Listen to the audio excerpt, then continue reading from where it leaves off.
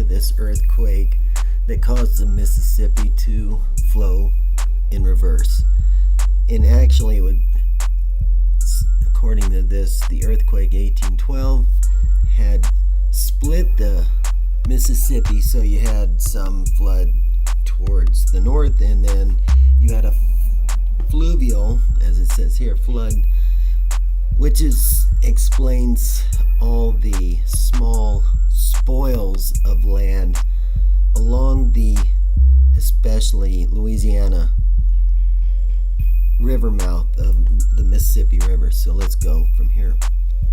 On February 7th, 1812, the most violent of a series of earthquakes near Missouri caused a so-called fluvial tsunami in the Mississippi River, actually making the river run backwards for several hours. The series of tremors, which took place between December 1811 and March 1812, were the most powerful in the history of the United States. The unusual seismic activity began at about 2 a.m., September 16, 1811, when a strong tremor rocked the New Madrid region. The city of New Madrid, located near the Mississippi River in present-day Missouri, had about 1,000 residents at the time, mostly farmers, hunters, and fur trappers. At 7:15 a.m., an even more powerful quake erupted, now estimated to have a magnitude of 8.6. This tremor literally knocked people off their feet, and many people experienced nausea and extensive rolling of the earth. Given that the area was sparsely populated, there weren't many multi-story structures. The death toll was relatively low. However, the quake did cause landslides that destroyed several communities, including Little Prairie, Missouri. The earthquake also caused fissures, some as much as several hundred feet long, to open in the earth's surface. Large trees were snapped in two. Sulfur leaked out from underground pockets, and river banks vanished, flooding thousands of acres of forest. On January 23, 1812, an estimated 8.4 quake struck in nearly the same location, causing disastrous effects. Reportedly, the president's wife, Dolly Madison, had awoken by the tremor, was in Washington, D.C. Fortunately, the death toll was smaller, as most of the survivors of the earthquake were now living in tents in which they could not be crushed. The strongest of the tremors followed on February 7th. This one was estimated an amazing 8.8 and was probably one of the strongest quakes in human history. Church bells rang in Boston, thousands of miles from the shaking Boston. Church bells rang.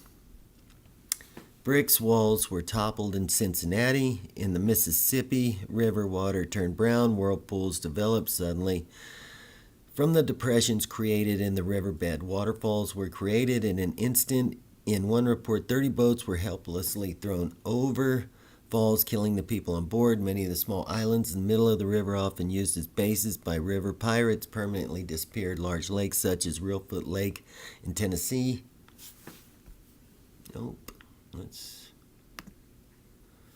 And Big Lake at the Arkansas-Missouri border were created by the earthquake. As river water poured into the depressions, the series of large earthquakes ended in March, although there were aftershocks for more than a few years. It's believed approximately only 1,000 people died because of the quakes, though an accurate count is difficult to determine because of a lack of accurate record of the Native American population. Now, this can be found, just look up tsunami 1812 earthquake. My thing is what is this? Richter scale wasn't, for one thing, invented yet. It's quite a ways away. And these are three major earthquakes, all close proximity. The 8.8 is quite possibly the largest. How many people actually died? I find this interesting, that all the way in Tennessee, President's wife was woken by this thing. But really, I see something else here about in Boston or Cincinnati.